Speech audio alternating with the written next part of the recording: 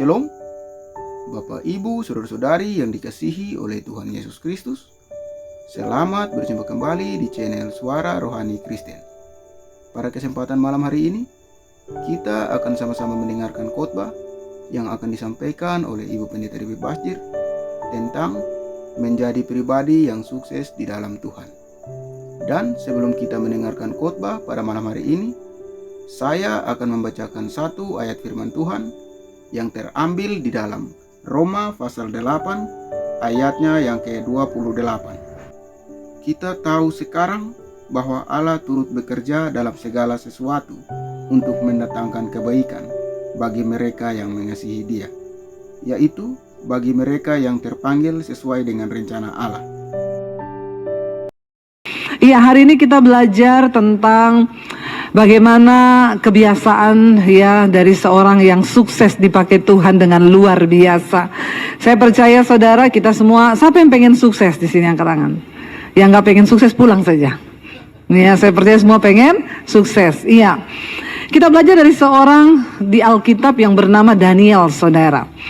Jadi dia namanya tercatat di Alkitab karena ada sesuatu yang luar biasa dari hidupnya yang perlu kita pelajari. Dan perjanjian lama harus tetap kita baca. Ya, jangan anggap bahwa perjanjian lama ini episode yang sudah berlalu dan kita nggak perlu baca. Karena Alkitab itu adalah satu rangkaian dari perjanjian lama. Kita belajar tentang banyak hal, tentang sifat Allah, tentang pelajaran yang berharga, bagaimana kesuksesan, bagaimana kegagalan orang-orang di dalam mengikuti Tuhan. Nah, akan dibahas hari ini tentang kisah suksesnya Daniel. Kenapa Daniel itu sukses? Kita tahu bersama saudara, pasal dan kitab Daniel ini dimulai dari ketika pada tahun yang ketiga pemerintahan Yoyakim, Raja Yehuda. Pada waktu itu Nebukadnezar dari Babel datang ke Yerusalem dan menyerbu Yerusalem. Dan Tuhan mengizinkan pada waktu itu Yerusalem ditaklukkan oleh Nebukadnezar dan rajanya, Raja Yehuda pada waktu itu diserahkan ke dalam tangan Nebukadnezar. Bahkan bukan hanya itu, dia menjarah semua rumah, peralatan di rumah Tuhan itu dijarah.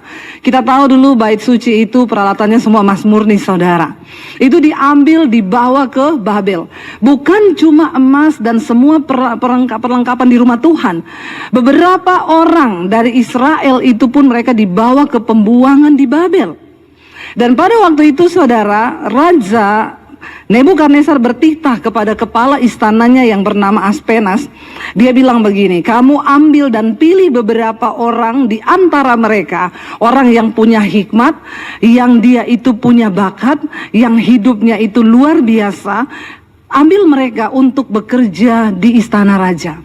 Yang lainnya dibawa ke Babel sebagai pembuangan, mereka kerja paksa. Tapi beberapa orang yang punya hikmat Tuhan diambil untuk kerja di istana raja. Ini kisah dari awal dari kitab Daniel ini. Dan ada tempat tokoh di dalam kitab Daniel yang namanya sangat terkenal, yaitu Daniel, Sadrak, Mesak, dan Abednego. Apakah ada nama saudara di dalamnya? Puji Tuhan, suami saya ada. Namanya Daniel, makanya saya pilih dia jadi suami. Kalau Zulkifli kagak. Ayo kita lanjut Daniel pasal yang ke-6, kita lihat di sana. Saudara, yang namanya Daniel ini baru dibawa. Mereka ini orang baru.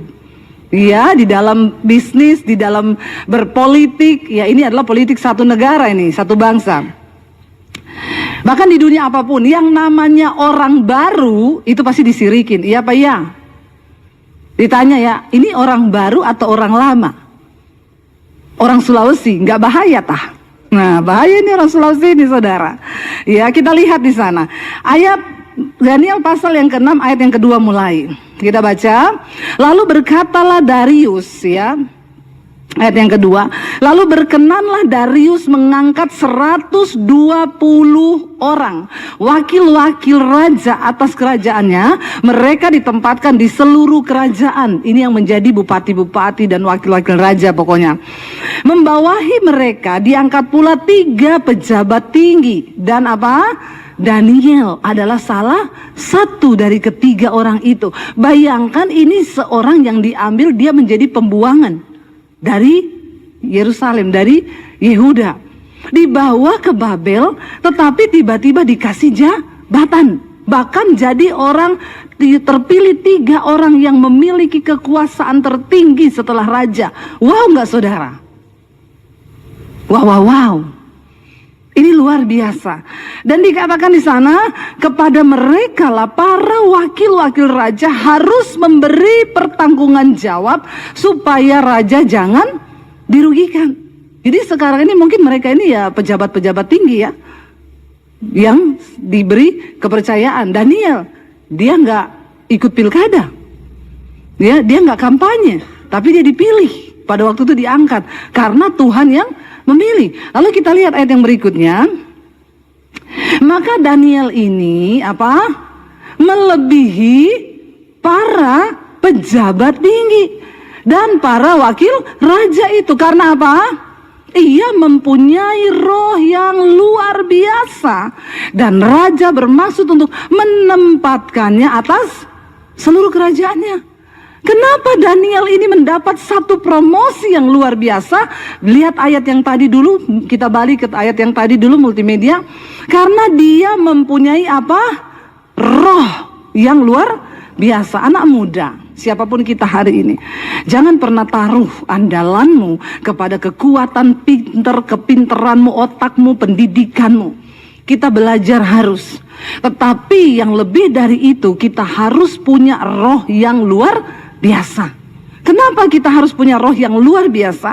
Karena saudara, waktu engkau mempunyai roh yang luar biasa, promosi dari Tuhan ketika mengangkat engkau, bahkan dikatakan raja bermaksud menempatkan Daniel atas seluruh kerajaannya.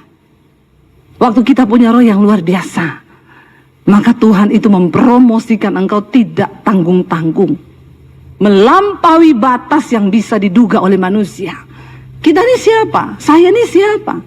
Saya ini cuma lulusan SMA dari kota kecil yang mungkin saudara nggak tahu tempatnya ada di mana. Tapi waktu kita punya roh yang luar biasa dengan Tuhan, dan ketika Tuhan mempromosikan, tidak ada satupun yang bisa membendung kuasa Tuhan itu. Bahkan banyak orang berusaha untuk membendung.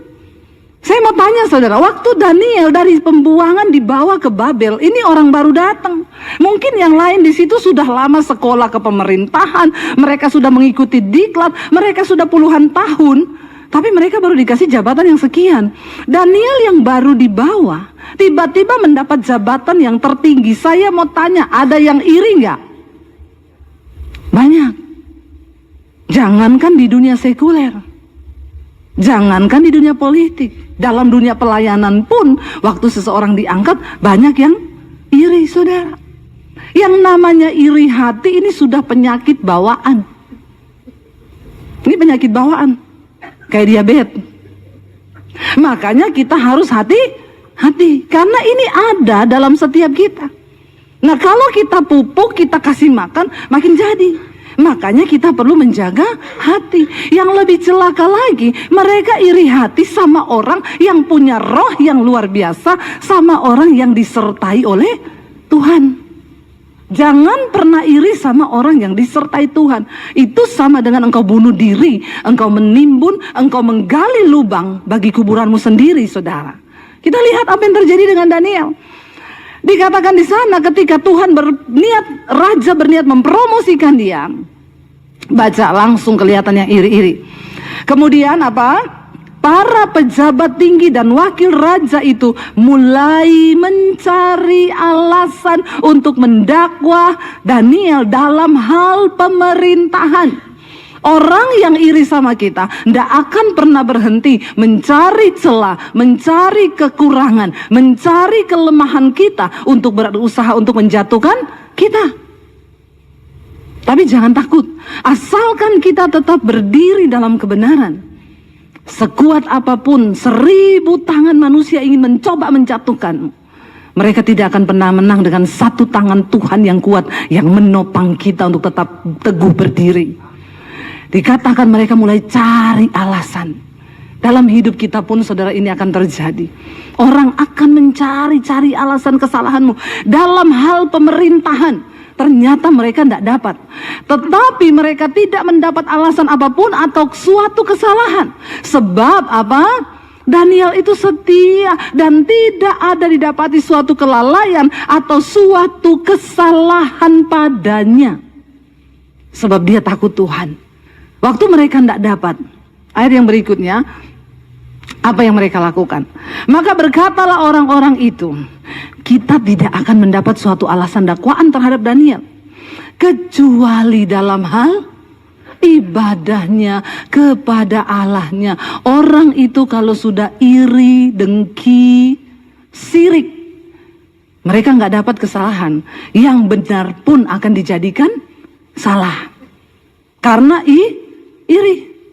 Bayangkan loh, yang mereka temui satu-satunya celah kecuali dalam hal ibadahnya kepada Allahnya. Dan waktu orang takut Tuhan, ada orang berusaha untuk menjatuhkan, engkau berurusan dengan Tuhan loh saudara. Hati-hati saudara, hati-hati. Lalu apa yang dikatakan saudara? Kemudian bergegas-gegaslah para pejabat tinggi dan wakil raja itu untuk menghadap raja, serta berkata kepadanya, ya Raja Darius. Ya, jadi Nebukadnezar itu adalah sebutan untuk raja seperti kita presiden, tapi namanya adalah Darius. Kekalah hidup Tuhanku. Lalu mereka bilang apa di sana? Ya, ayat yang berikutnya, semua pejabat tinggi kerajaan ini, semua penguasa dan wakil raja, para menteri dan para bupati telah mufakat supaya dikeluarkan kiranya suatu penetapan raja dan ditetapkan suatu larangan agar barang siapa yang dalam 30 hari menyampaikan permohonan kepada salah satu dewa atau manusia kecuali kepada tuanku ya raja, maka ia akan dilemparkan ke dalam gua singa. Saudara lihat, ketika orang terus mencari alasan untuk menjatuhkanmu saudara, tetaplah fokus kepada Tuhan. Tidak usah pedulikan, tidak usah digubris. Yang terpenting hubungan kita dengan Tuhan. Roh kita tetap terjaga dengan Tuhan. Mereka itu datang menghadap kepada raja. Hati-hati juga sebagai pemimpin, karena banyak orang di bawah kita itu yang cari muka, yang bermuka dua. Aduh, muka satu aja udah susah diurus, apalagi dua ya. Bener nggak? Apalagi ibu-ibu ini, bayangkan kalau mukanya dua, skincare-nya mahal loh. Muka satu aja susah dirawat, apalagi dua, bener nggak? Ya saudara, raja ini kalau pemimpin itu tidak punya hati yang bijaksana, dia bisa terjebak dalam sebuah keputusan gara-gara orang-orang di bawahnya. Ya, jangan suka kalau dipuji. Orang yang biasanya suka memuji, itu biasanya sesamting saudara. Makanya saya kalau dipuji orang, bu tambah cantik, pret. Biasa aja. Jangan terlalu tergiur dengan pujian. Jangan terlalu dinikmati pujian itu. Ya biasa aja. Apalagi kalau ada orang mulutnya manis, harus hati-hati bawahan itu. Kalau saudara sebagai seorang pemimpin, berhati-hatilah. Apalagi kalau istri mulai bermulut manis, itu pasti ada maunya. Suami saya ketawa paling kenceng loh. Bahaya ini ya. Tapi saya nggak pernah bermulut manis sama dia saudara. Ya. Dan saudara lihat waktu mereka mulai mengeluk-elukan raja, tidak ada seorang pun loh yang layak untuk disembah kecuali engkau, karena engkau yang paling mulia. Rajanya ini cuma dipuji sedikit, udah makan puji. Akhirnya dia terumpan. Lalu mereka bilang apa? Oleh sebab itu raja, engkau harus keluarkan sebuah larangan. Buatlah suatu surat perintah yang tidak bisa diubah, menurut undang-undang orang Media dan Persia yang tidak bisa dicabut kembali. Mulai ini masuk saudara, rancangan jahat anak buah masuk kepada bos. Nah, ini bos harus punya kebijakan untuk menimbang. Apakah ini keputusan yang dibikin benar atau salah? Harusnya kan tanya, loh emang kenapa? Orang kan punya hak mau berdoa sama Tuhan, ya terserah. Tapi karena udah kelepek-kelepek dipuji tadi, engkau yang paling mulia, maka semua orang harus menyembah engkau. Hati-hati sama pujian. Sebab itu Raja Darius membuat surat perintah dan dengan larangan itu. Lalu dikatakan di sana, demi didengar Daniel. Daniel dengar nih, surat perintah dibuat, ditanda tangan, diumumin. Ketika Daniel mendengar surat perintah itu sudah keluar, apa yang dilakukan? Ya, ketika demi didengar Daniel surat perintah itu telah dibuat, Pergilah ia ke rumahnya. Dalam kamar atasnya ada tingkap-tingkap yang terbuka ke arah Yerusalem.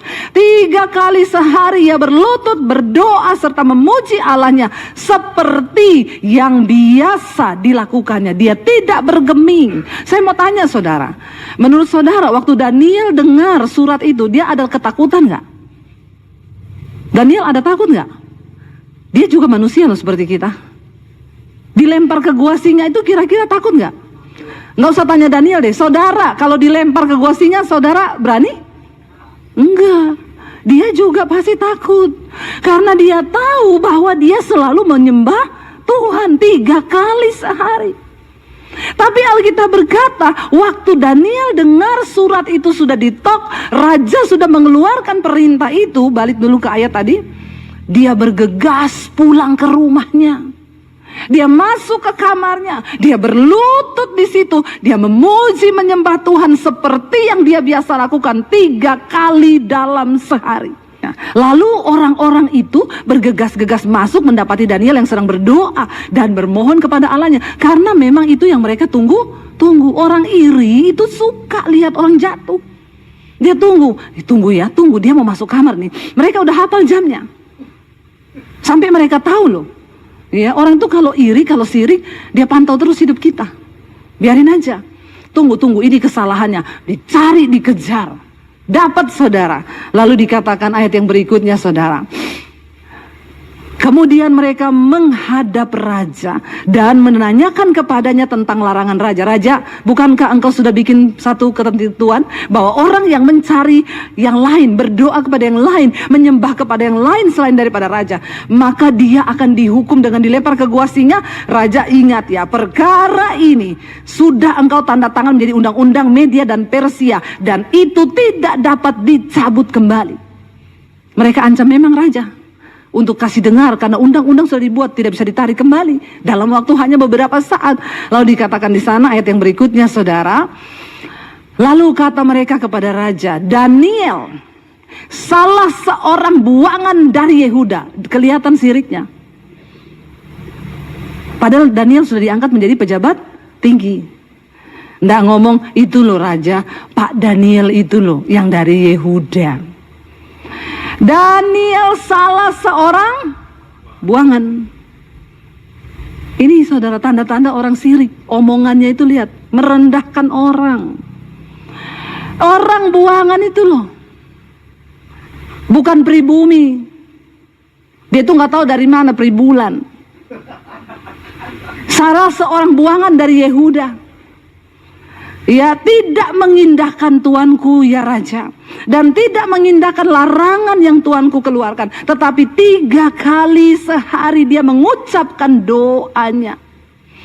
Lalu apa yang terjadi saudara? Setelah raja mendengar hal itu, maka sedihlah ia. Dia nggak menyangka kalau yang mereka mau jebak itu Daniel, orang kesayangannya, orang pilihannya, orang yang benar-benar dia anggap punya roh yang luar biasa ini. Raja sedih saudara, tapi dia nggak bisa buat apa-apa. Dia cuma bisa nyanyi, aku terjebak, aku tertipu, aku terperangkap dalam egomu. Itu toh sudah terlanjur, hukum sudah dibuat, undang-undang sudah disahkan, nggak bisa ditarik kembali. Nangis raja, sedih. Kenapa Daniel? Kenapa Daniel? Dan ia mencari jalan untuk melepaskan Daniel. Bahkan sampai matahari terbenam, sampai malam ia masih berusaha untuk tolong Daniel. Sering kali Tuhan izinkan orang yang berniat tolong kita pun tidak diizinkan Tuhan. Tidak dapat jalan untuk tolong kita. Supaya apa saudara? Supaya di situ pertolongan itu hanya datang dari tangan Tuhan yang kuat. Nggak diizinkan loh. Raja sudah berusaha. Ini siapa? Pemegang kekuasaan tertinggi. Dia bisa melakukan apapun. Makanya jangan andalkan manusia. Sehebat apapun pangkatnya, tetap andalkan Tuhan. Amin saudara. Jangan engkau menyedihkan hati Tuhan. Sehebat apapun pejabat yang dekat dengan kita, jangan pernah andalkan, tapi tetap andalkan Tuhan. Cuma Tuhan yang sanggup. Lalu bergegas-gegaslah orang-orang itu menghadap raja serta berkata kepadanya, ketahuilah ya raja, bahwa menurut undang-undang orang Media dan Persia tidak ada larangan atau penetapan yang dikeluarkan raja yang dapat diubah. Mereka ancam raja gantian. Jangan pernah kau rubah, karena itu menurut undang-undang sudah sah. Ini akan demo besar-besaran ini demi seorang Daniel, saudara. Lalu dikatakan di sana, sesudah itu raja memberi perintah, lalu diambillah Daniel, dilemparkan ke dalam gua singa. Berbicaralah raja kepada Daniel, Allahmu yang kau sembah dengan tekun, dialah kiranya yang melepaskan engkau dari mulut seorang raja yang tidak mengenal dan tidak menyembah Allah. Bisa keluar sebuah kata-kata iman karena melihat ketekunan iman Daniel, karena melihat kesungguhan hatinya Daniel kepada Tuhan. Dan dia menyadari bahwa ternyata dengan kekuasaan tertinggi yang dia punya, dia pun tidak sanggup mengeluarkan Daniel dari hukuman gua singa itu. Makanya dia berkata, berbicara raja kepada Daniel, Allahmu yang kau sembah dengan tekun, dialah kiranya yang melepaskan engkau. Dan ini menjadi sebuah ujian iman yang luar biasa. Lalu dikatakan apa? Maka dibawalah sebuah batu diletakkan pada mulut gua itu. Lalu raja mencap itu dengan cincin materai dan dengan cincin materai para pembesarnya, supaya dalam hal Daniel tidak dibuat perubahan apa-apa. Nggak bisa ditangguhkan hukuman itu. Siapapun yang coba melepaskan Daniel tidak sah. Waktu cincin materai itu dipakai untuk mengesahkan satu perkara, nggak boleh dirubah. Itu aturannya. Lalu dikatakan di sana ayat yang berikutnya, lalu pergilah raja ke istananya. Dia berpuasa semalam-malaman itu, tidak mau makan raja, karena sedih hatinya akan Daniel. Dia tidak menyuruh datang penghibur, biasanya malam raja berpesta makan, datang penyanyi dangdut, ya, datang semua itu ya, goyang ngebor di depan raja, tari perut, sudah semua datang. Namanya juga raja. Malam itu raja bilang, aku tidak mau makan, aku puasa. Tidak ada satupun penari yang boleh masuk untuk menghibur, dan ia tidak dapat tidur. Betapa raja bersedih karena Daniel. Waktu orang yang benar, saudara, diizinkan Tuhan, seringkali Tuhan akan izinkan engkau tidak ada satupun yang akan tolong. Jadi kalau hari ini engkau merasa tidak ada pertolongan di hidupmu, percayalah, Tuhan sedang izinkan itu supaya kau menatap ke atas dan berkata, Tuhan, cuma engkau satu-satunya harapanku. Cuma itu yang Tuhan mau. Dia nggak mau yang lain. Supaya imanmu tertuju kepada dia dan berkata, engkau satu-satunya harapanku Tuhan. Tidak bisa ku andalkan siapapun manusia. Lalu lihat saudara, raja cuma tidur hanya beberapa waktu mungkin. Pagi-pagi sekali waktu dia terbangun, masih subuh fajar baru menyingsing. Bangunlah raja, tidak pergi ke dapur cari sarapan, karena dia sudah puasa dari sore, dari siang. Dia tidak pergi ke mana-mana cari siapa. Langsung raja menuju pergi ke buru-buru ke gua singa, karena dia sangat mengasihi Daniel. Waktu sampai di gua singa, saudara, ketika ia sampai dekat gua itu, berserulah ia kepada Daniel dengan suara sayu, karena tidak berharap ada jawaban. Pasti Daniel sudah mati. Dengan suara yang sedih dia bilang, Daniel, hamba Allah yang hidup, Allahmu yang kau sembah dengan tekun, telah sanggupkah ia melepaskan engkau dari singa-singa itu? Suaranya nyaris tak terdengar karena sedih. Dan tiba-tiba dia mendengar jawaban dari Daniel, berkata begini, ya raja, kekalah hidupmu. Saudara, apapun keadaanmu hari ini, waktu kau percaya pada Tuhan, dia beri engkau kekuatan untuk memberikan jawaban kepada orang-orang yang ingin menjatuhkan hidupmu. Dengan lantang engkau bisa berkata bahwa Tuhan adalah satu-satunya penolong yang luar biasa. Lalu apa yang Daniel katakan, saudara? Dia berkata begini, Ayat yang berikutnya, Allahku yang telah mengutus malaikatnya untuk mengatupkan mulut singa-singa itu, sehingga mereka tidak mengapa-apakan aku, karena ternyata aku tak bersalah di hadapan Tuhan. Nomor 1, dan juga aku juga tidak bersalah terhadap Tuanku ya Raja, aku tidak melakukan kejahatan. Pastikan hidup kita benar di hadapan Tuhan. Pastikan sikap hatimu benar di hadapan Tuhan. Cuma orang-orang yang hidup benar di hadapan Tuhan yang akan mengalami pembelaan di hari-hari yang terakhir ini. Nggak perlu takut apapun perubahan zaman, nggak perlu takut apapun yang akan terjadi. Bagian kita berdoa, berjaga-jaga, jaga hati tetap kudus di hadapan Tuhan. Daniel bilang, Tuhan telah menolong aku karena aku terbukti tidak melakukan kesalahan di hadapan Tuhan dan tidak juga melakukan kejahatan terhadap Tuanku Raja.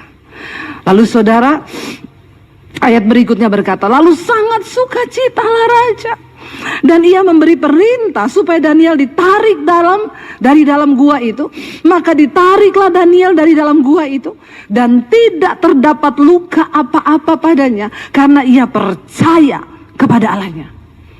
Tidak ada akan yang bisa menggores hatimu, tidak ada yang akan bisa menggores berkatmu, tidak akan ada sesuatu yang bisa merampas apapun dari hidupmu kalau Tuhan tidak izinkan. Waktu kau percaya kepada Tuhan, Dia menjadi pelindungmu, saudara. Ayat berikutnya berkata, saudara, lanjut ayat yang berikutnya, Raja memberi perintah, lalu diambillah orang-orang yang telah menuduh Daniel, dan mereka dilemparkan ke dalam gua singa, baik mereka maupun anak-anak dan istri-istri mereka. Belum lagi mereka sampai ke dasar gua itu, singa-singa itu telah menerkam mereka, bahkan meremukkan tulang-tulang mereka. Waktu engkau iri hati pada orang yang diberkati Tuhan, engkau sedang menggali kuburan bagi dirimu sendiri. Jangan pernah berbuat jahat, jangan pernah iri kepada orang, jangan pernah merancangkan sesuatu yang jahat di hatimu. Sebab itu sama dengan engkau menimbun murka Tuhan atas hidupmu sendiri. Walaupun raja gak bisa tolong, Tuhan itu gak pernah kurang cara untuk melakukan pembalasan dengan murkanya, saudara. Orang-orang itu mati diterkam singa, bahkan keluarga dan anak-anaknya. Lalu dikatakan apa di sana, saudara? Raja akhirnya memberi perintah, saudara. Raja mengirim surat kepada seorang-orang di segala bangsa, segala suku bangsa dan bahasa yang mendiami seluruh bumi. Bunyinya begini, bertambah-tambahlah kiranya sejahteramu. Lalu yang berikutnya, bersama ini ku beri perintah bahwa di seluruh kerajaan yang aku kuasai, orang harus takut dan gentar kepada Allahnya siapa? Daniel. Sebab dialah Allah yang hidup, yang kekal untuk selama-lamanya. Pemerintahannya tidak akan binasa dan kekuasaannya tidak akan berakhir. Biar lewat pergumulan hidup kita, orang lain bisa melihat kedahsyatan tangan Tuhan. Jadikan setiap bagian dari pergumulan hidupmu menjadi momen di mana engkau bisa mengalami kemuliaan Tuhan, dan keluargamu, orang-orang yang membencimu akan berkata, wow, Tuhannya hidup, Allahnya itu dahsyat. Nggak usah membela diri, nggak usah mencoba cari kebenaran, tapi biar Tuhan yang mengangkat kebenaranmu seperti fajar yang Dia munculkan di permukaan, saudara. Dan dikatakan keluar maklumat di seluruh bangsa. Raja Nebukadnezar berpesan, semua harus tunduk kepada Allahnya Daniel, sebab dia melihat dengan mata kepalanya kuasa Tuhan terjadi. Lalu ayat yang berikutnya berkata, dan Tuhan, dia bilang, Allahnya Daniel itu melepaskan dan menolong dan mengadakan tanda dan mujizat di langit dan di bumi. Dia yang telah melepaskan Daniel dari cengkraman singa-singa. Saudara, hari ini mari kita berjalan bersama dengan Tuhan. Apa tips kesuksesan dari seorang Daniel? Dia punya roh yang luar biasa. Kenapa sekali selalu saya bilang, jangan cuma bangun manusia jasmanimu, tapi bangun manusia rohanimu. Ibu-ibu, jangan kau habiskan waktumu cuma ke salon, ke klinik kecantikan berjam-jam, tapi kau nggak pernah bangun manusia rohanimu itu untuk kuat dalam Tuhan. Jangan habiskan waktumu hanya mengejar uang, kekayaan, habis waktu kita 24 jam dan kita melupakan Tuhan yang adalah penguasa di hidup kita. Sekali lagi dengar baik-baik, ada begitu banyak hal di hidup ini yang tidak bisa kita lakukan dengan kekuatan kita manusia. Tapi itu bisa diselesaikan dengan cara yang supranatural dari Tuhan. Waktu kau duduk di kaki Tuhan, waktu kau nangis di kaki Tuhan, waktu kau bawa seluruhnya hidupmu kepada Tuhan, Dia Tuhan yang bekerja dengan cara yang tidak terlihat oleh matamu, saudara. Dan itu hanya bisa dilakukan oleh satu kuasa, yaitu kuasa Tuhan yang maha tinggi. Biar hari-hari ini hidup kita terus mengejar perkenanan Tuhan. Saya undang imam musik maju ke depan. Mari saudara, kita hidup di hari-hari yang terakhir. Banyak hal dapat terjadi di dunia ini yang tidak kita duga, yang tidak kita tahu. Tapi biarlah bagian kita adalah terus mengejar perkenanan Tuhan dalam hidup kita, supaya kita juga melihat pembelaan dan pertolongan Tuhan bagi orang-orang yang setia mencari Dia. Bangkit berdiri bersama. Bapak, Ibu, Saudara-saudari yang dikasihi oleh Tuhan Yesus Kristus, kita telah bersama-sama mendengarkan khotbah yang telah disampaikan oleh Ibu Pendeta Dewi Basjir tentang menjadi pribadi yang sukses di dalam Tuhan. Kiranya lewat khotbah yang telah kita dengar pada malam hari ini memberkati setiap kita orang percaya. Dan di akhir video ini kita akan sama-sama menyaksikan suatu renungan firman Tuhan yang akan disampaikan oleh Ibu Cornelia. Selamat menyaksikan. Tuhan Yesus memberkati. Pada malam hari ini kita mau memuji-muji Tuhan. Sebab judul bacaan daripada pertama Toarik pasal 16, di situ judul bacaan dia katakan nyanyian puji-pujian Daud. Ternyata pekerjaan daripada Daud tidak lain dan tidak bukan, yaitu dia memuji-muji Tuhan. Setiap saat dan waktu dia mengagungkan kebesaran Tuhan, dia mengelok-elokkan nama Tuhan di dalam pribadinya. Sehingga pada saat malam hari ini, mari kita mau mendengarkan firman Tuhan, yaitu di dalam ayat yang ke-28 dari pertama Toarik pasal 16. Kepada Tuhan, hai suku-suku bangsa, kepada Tuhan sajalah kemuliaan dan kekuatan. Ternyata Daud ungkapkan isi hatinya kepada Tuhan, bahwa hanya kepada Tuhan dia merasa lega dan ada kekuatan baru dalam hidupnya. Dengan demikian, di mana suku-suku bangsa pun datang kepada Tuhan lewat Daud, mereka berupaya untuk memuji-muji Tuhan. Sebab suku-suku bangsa siap untuk memuji menyembah kepada Tuhan di dalam roh dan kebenaran. Bap mama, saudara sekalian, adik-adik yang diberkati oleh Tuhan, ternyata setiap saat dan waktu kita sebagai orang percaya selalu siap memuji Tuhan, menyembah kepada Tuhan lewat hadirnya kita pada saat malam hari ini.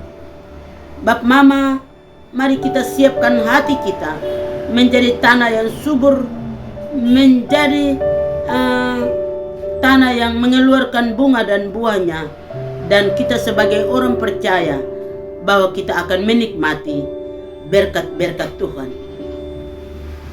Di mana dia katakan dalam ayat yang ke-29, berilah kepada Tuhan kemuliaan namanya, bawalah persembahan dan masuk ke hadapan Dia.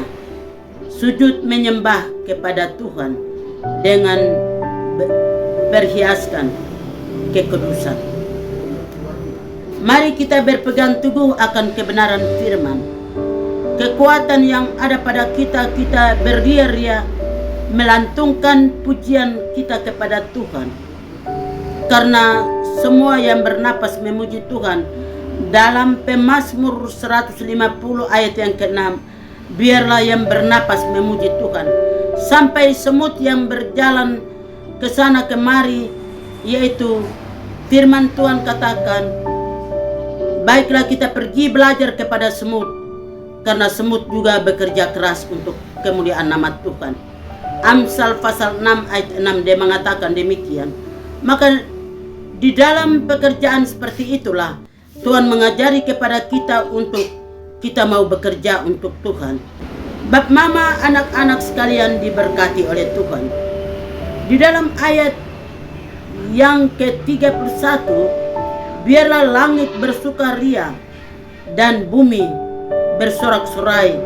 Biarlah orang-orang berkata di antara bangsa-bangsa, Tuhan itu Raja. Baiklah kita semua yang hadir pada malam hari ini, kita katakan Tuhan adalah Raja di atas segala raja. Dan Dia memimpin kita, Dia menghidupkan kita, Dia menjaga kita keluar masuk bersama dengan kita setiap saat dan waktu. Di dalam ayat yang ketiga, 31 dia katakan, biarlah langit bersukacita dan bumi bersorak-sorai. Biarlah orang berkata di antara bangsa-bangsa, Tuhan itu Raja. Benar, Tuhan itu Raja kekal. Dari dulu sebelum dunia langit dan bumi ada, Dia sebagai Raja yang mengatur segala sesuatu tertib untuk bagi kemuliaan nama Tuhan. Sehingga dalam kehidupan kita, satu pun tidak akan ditolak oleh tangan Tuhan.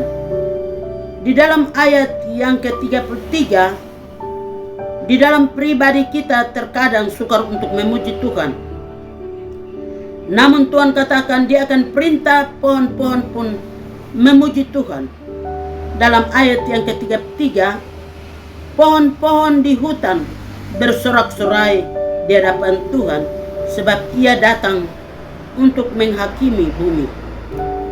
Bab mama, anak-anak yang diberkati oleh Tuhan, kita yang ada satu saat Tuhan hakimi kita.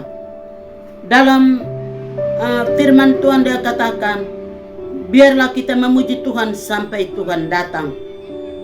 Dan dalam firman ini Dia mengajak bahwa biarlah kebaikan kita tampilkan, kita lantunkan itu di dalam kehidupan kita, agar bumi tahu, langit dan bumi tahu bahwa kita manusia masih hidup memuji, memuliakan nama Tuhan selagi kita ada.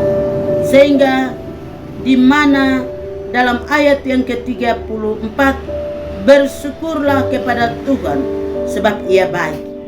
Ya, Tuhan ternyata baik, bahwasanya untuk selama-lamanya kasih setia Tuhan. Tuhan terlalu baik bagi kita, sehingga kita hanya bisa membalas, hanya bisa bangkitkan suara kita memuji, mengagungkan kasih setia Tuhan dalam kehidupan kita selagi kita masih dipercayakan di muka bumi. Bab mama, saudara sekalian yang diberkati oleh Tuhan, dalam Pemazmur 137 di situ dia katakan, layak bagi semua orang manusia memuji-muji Tuhan. Sehingga dalam ayat yang ke-35 dia katakan, dan katakanlah,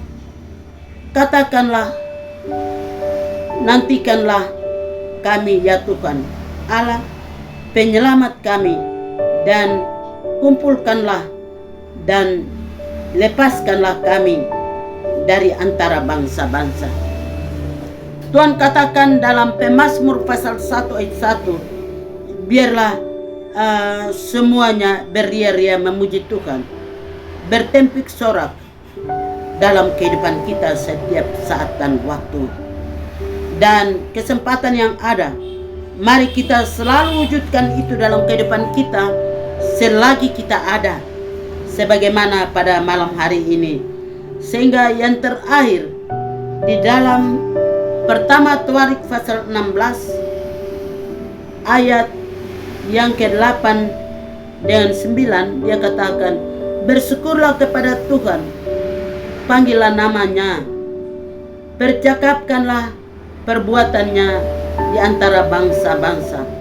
Kita harus patut menaikkan puji syukur kita kepada Tuhan, karena Tuhan kita itu baik dan luar biasa.